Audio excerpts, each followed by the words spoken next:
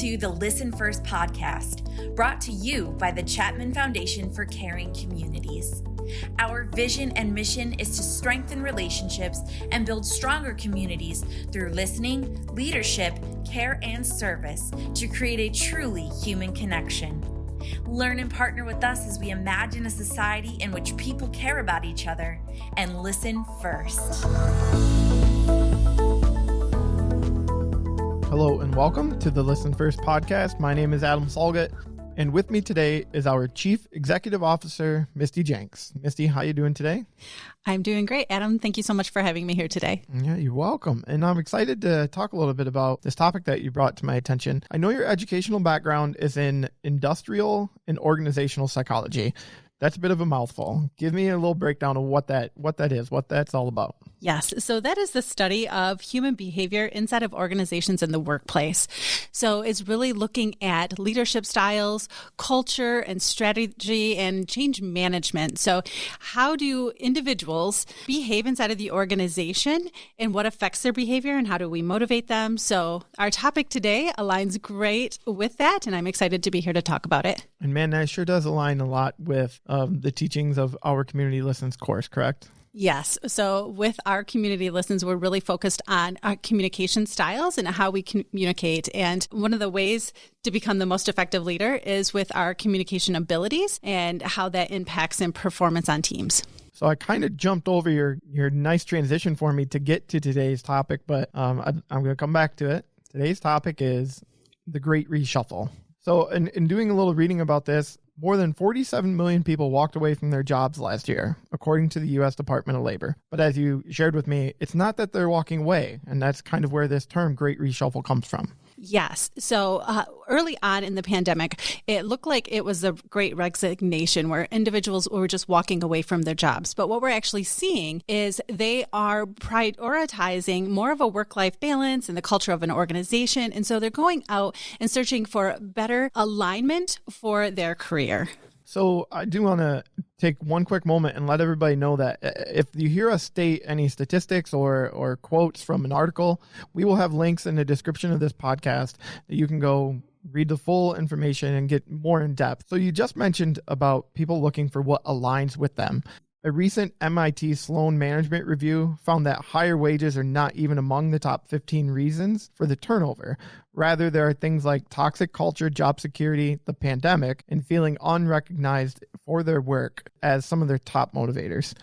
So talk a little bit about that. You just mentioned it, but what have you seen and what have you heard when it comes to that realignment of people's priorities? So I think the thing that's really coming to the surface for most individuals is how we are no longer just looking for work to be our only fulfillment. So we're looking for a more balanced approach. And so as we talk about work-life balance, we all know what that is, but also getting more meaning and purpose out of the work that we do. So all of the hours that we're spending at work, having them align to our personal values and making sure the impact that we're making is important to us in the world. So from the perspective of our own personal experience, when it comes to that work-life balance, let's talk a little bit about when lockdowns came into place and remote work was, more or less mandated.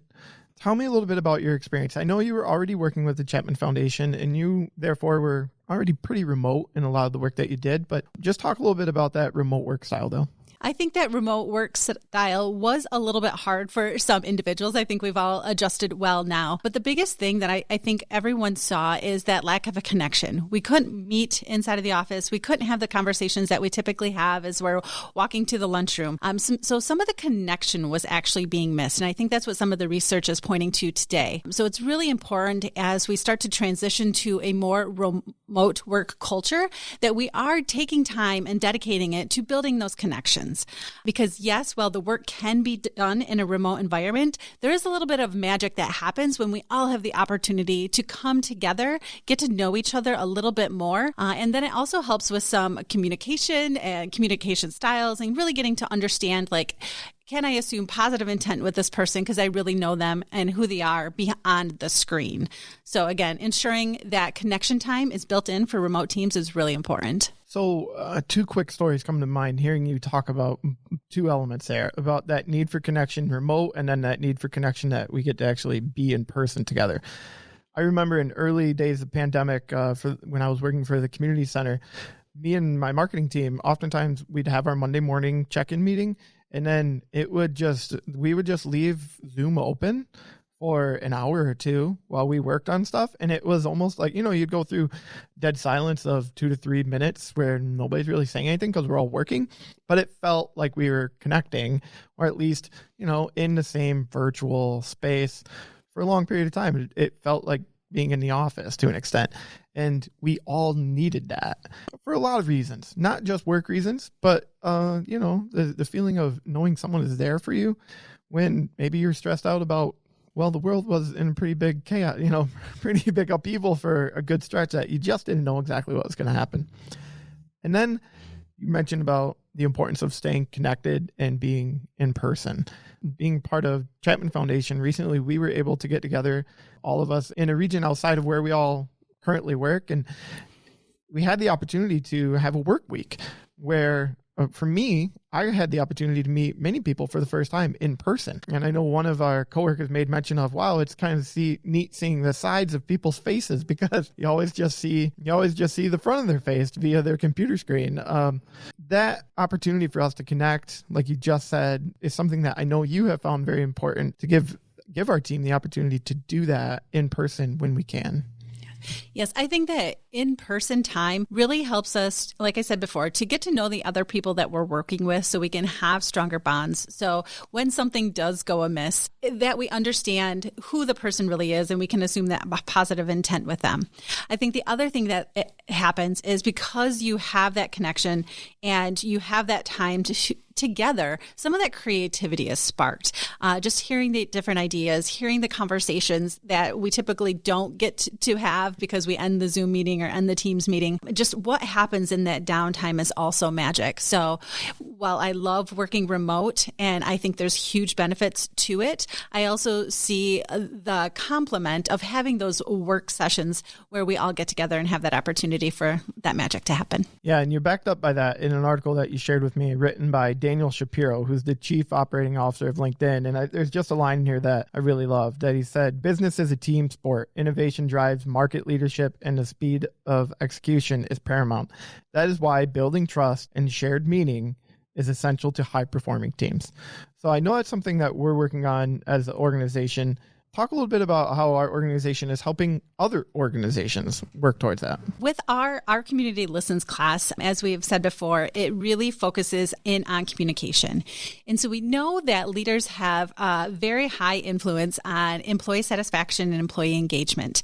And it does come down to their communication style and how they relate to their employees. So with the Our Community Listens class, we are able to help teams work better together because they can truly understand the intent behind how some people are showing up, or how maybe that other style that I typically am not getting along with, I can really see what they're going after, and it's not just to annoy me in the moment. So with our class, it does help create this culture of care and a place where we know how we communicate, we know how our team members communicate, we know how to listen and really understand what the employee needs are. And then also another big piece is the effective confrontation.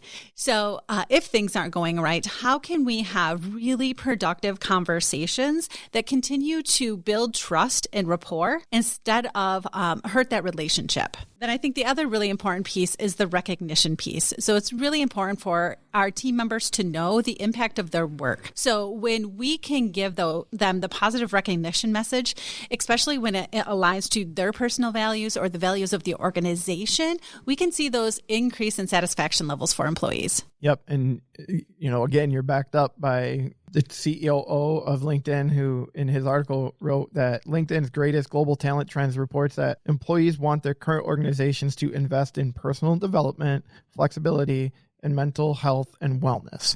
That mental health and wellness, when you're talking about recognition, I think that's vital. When people don't feel valued, that really deteriorates mental health. Flexibility, we've touched on that a little bit, working remotely, and professional development. That's an element that I know from the Chapman Foundation that was something that was introduced to us in our work week about professional development. What can the organization do to help us? So one of the things that we are focusing on as an organization is creating this culture of learning. And so as we do our annual performance reviews and set our annual goals, we're really looking at individual development plans for all of our team members and how do they want to grow, not just to meet their organizational goals, but really in all of life. So we have built in some reflective time to just reflect on how we show up, what are our leadership skills, where do we want to grow just as a person, and be able to pull those in. That culture of learning is really pivotal as organizations are going through a great amount of change, because change can be very jarring to our employees and our team members. But if we look at it through the lens of opportunity and growth, it really is then embraced a little bit more easily instead of always feeling like, oh man, here we go, another change, when actually it's just that opportunity to grow and develop. The Our Community Listens course is starting back in person. As we record this podcast, we have some that'll be starting in South Carolina in late May and back in Colorado and Midland, Michigan. All those can be found on our website at chapmancommunities.org. Talk about the work that has been put in to get us back in person and how excited you are. I am very excited that our community classes are coming back online, and we'll have the opportunity to bring together different community members and have this transformational experience as we're looking through the lens of leadership in our committed relationships or through parenting. We've done a lot of great work over the pandemic time as we work with different organizations and we have dedicated classes. We have seen how teams become stronger because of that experience. So we're really excited to be able to continue to see that impact as we transition back into our community classes and see how communities start to become stronger as leaders throughout multiple different organizations come together and have that experience. So as we transition in this great reshuffle into maybe a new way of thinking or a new way of treating our employees and providing them what they're looking for, another quote from the LinkedIn article explains that companies that listen to their teams and embrace the concepts of flexibility and connection and invest in their well-being will outperform their peers in both retention and hiring. Talk a little bit about that and how the Chapman Foundation has a hand in that. So our core class, our community listens, really can be the foundational building block to help teams and leaders in particular be able to do what the article is saying. It really does set the leader up for success to understand who they are, that self-awareness piece and how they communicate. And then how do their team members and how do you listen to them? And then how do you take all of that information and set your team up for success? And so I think that our Community Listens class can be that foundational building block that helps us. And that is what our data and metrics is showing as we're working with different organizations from around the U.S. It is helping with employee satisfaction. It is helping with employee engagement. And then that helps with the retention piece. I know I recently did an interview with a police chief who went through the Our Community Listens course, and he talked about the culture that he was building at his police department, and that it's a hard element to measure, that they do certainly have surveys that go out at the beginning of each year asking people how they feel about their workplace. And he's like, we can see those numbers stay consistent or improve or decline a bit, but the real work being done to create a culture happens every day. He said it's not just, chugging along and then waiting for that survey and to see what it is every year.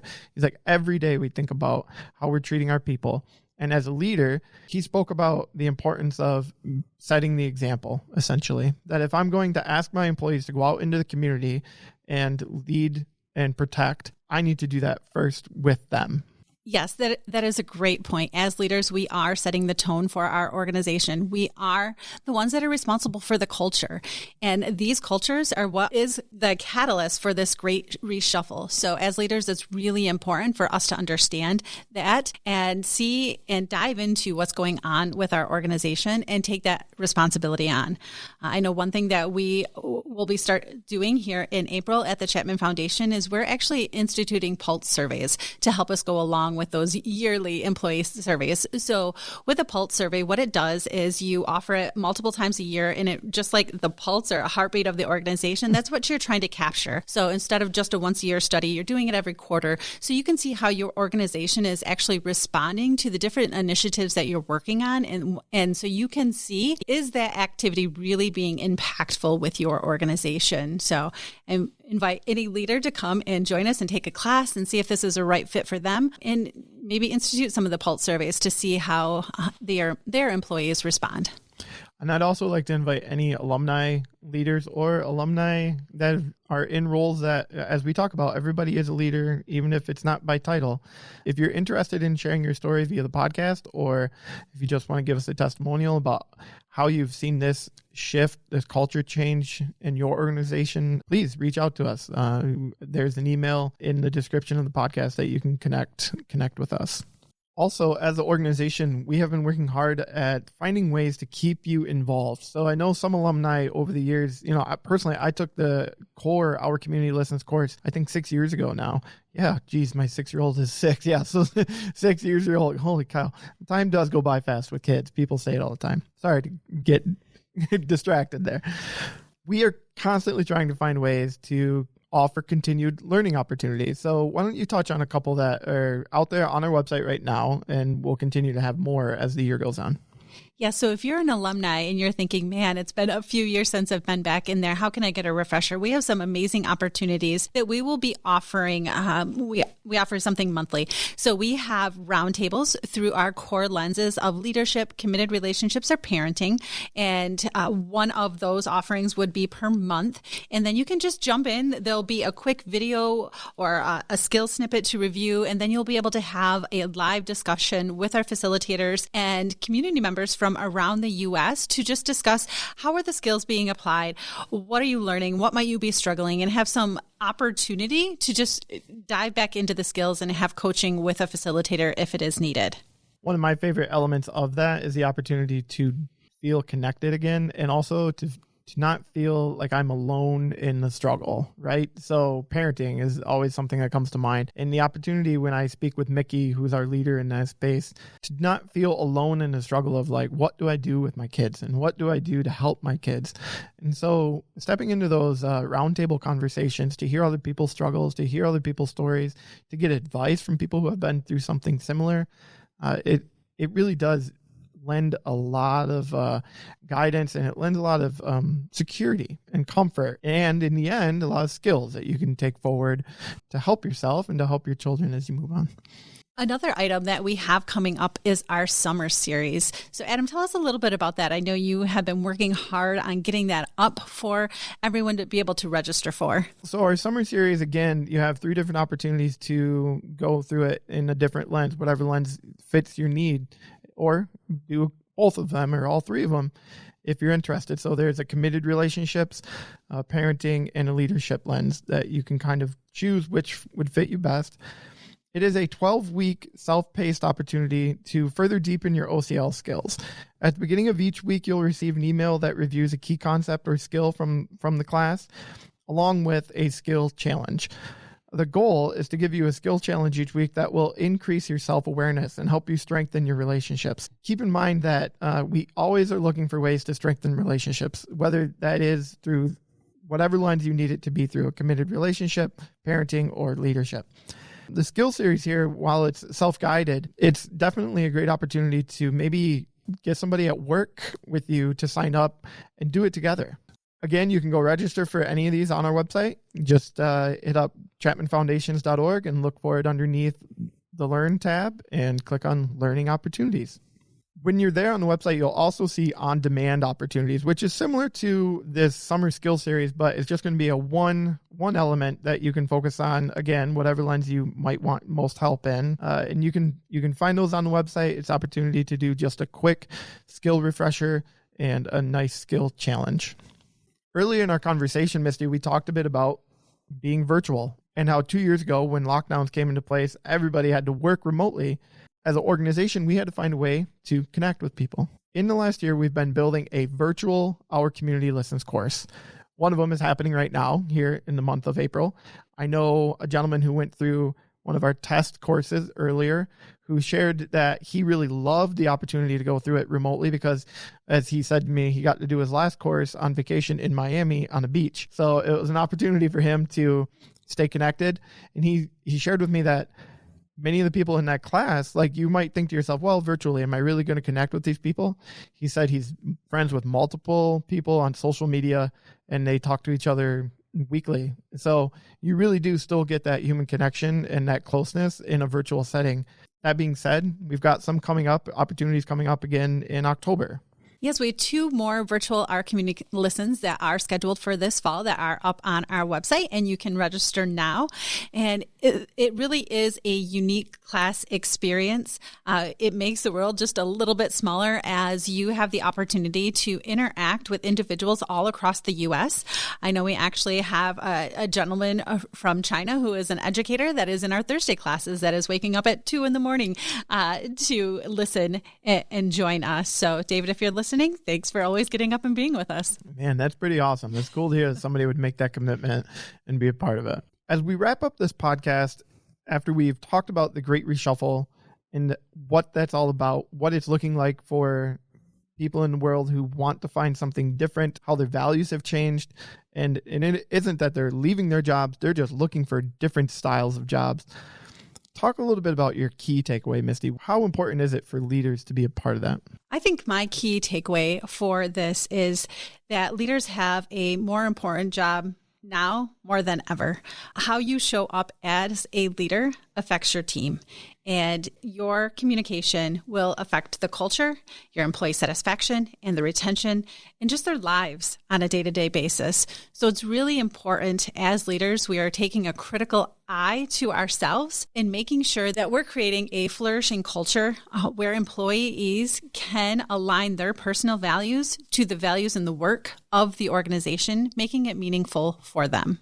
Such a great reminder, Misty. I'd like to say, as a leader, I appreciate your leadership. This is going to come across like a suck up in a podcast, but like the truth is, without you, I think we'd be a little bit floundering, and I'm very thankful for your guidance. And you always bring positivity, and I greatly appreciate that.